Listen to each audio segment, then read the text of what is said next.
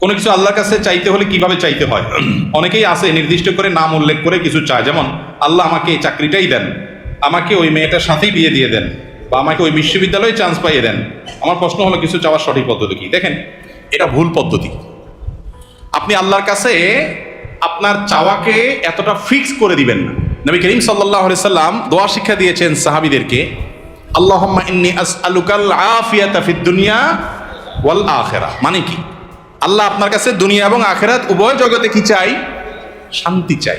এখন শান্তি কি আল্লাহ লাখ টাকায় হবে, না 1000 টাকায় হবে, না 100 টাকায় হবে, না কোটি টাকায় হবে, না বিনা টাকায় হবে, সেটা আপনি জানেন। আমি কি চাই? শান্তি চাই, মনের প্রশান্তি চাই, মনের সুখ চাই।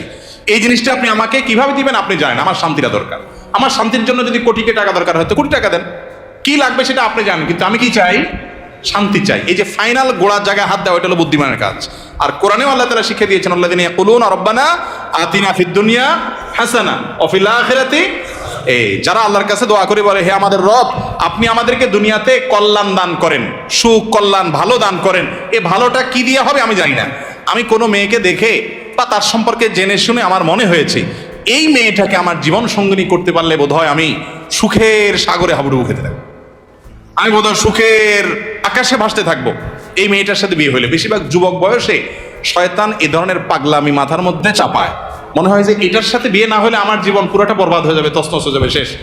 ডিপ্রেশন, আত্মহত্যা করে ফেলতেছে, শেষ হয়ে যাচ্ছে, জ্বলে পড়ে মরে যাচ্ছে, বুড়া হয়ে গেছে, বিয়ে করে না কেন? কারণ তারে পাই না, এই জন্য বিয়ে করবো। এর চাইতে বড় নির্বোধ আল্লাহর জমিনে আর দ্বিতীয়টা আছে কিনা সন্দেহ। যে তোমার ছাড়া আরেক জায়গায় বিয়ে বসে গেছে, আলহামদুলিল্লাহ, বুঝতে হবে যে তুমি অজাগায় গেছো, এখন তুমি জায়গায় যাওয়ার চেষ্টা করো। এটা হলো বুদ্ধিমানের কাজ, ঠিক না? ঠিক।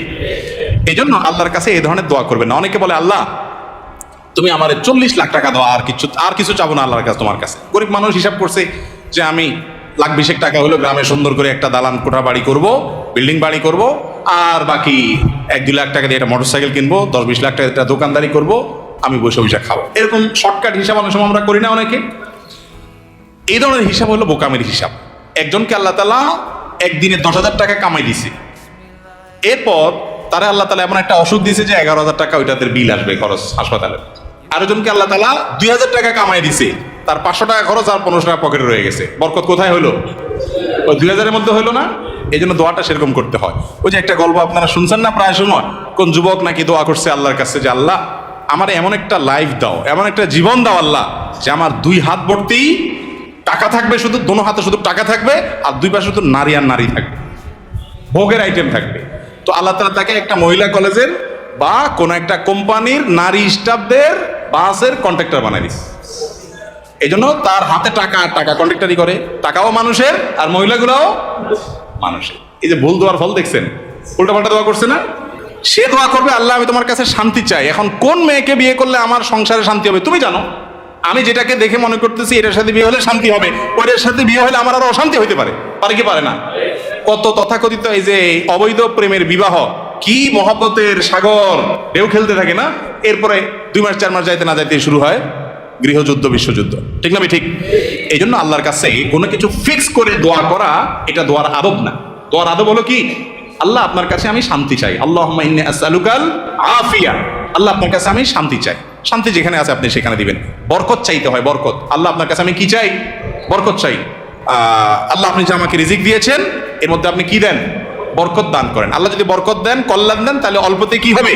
এই যে একটু আগে আপনার আলোচনায় শুনলেন, আমাদের কাছে এখন পয়সা কড়ি অনেক বেশি, কিন্তু শান্তি অনেক। আমাদের আগের জেনারেশনের কাছে পয়সা কড়ি অনেক কম ছিল, শান্তি অনেক বেশি ছিল। তাহলে আমাদের দরকার হলো শান্তি এবং সুখ। বিধায় এরকম ফিক্স করে দোয়া করে, এটা দোয়ার আদবের খেলাফ।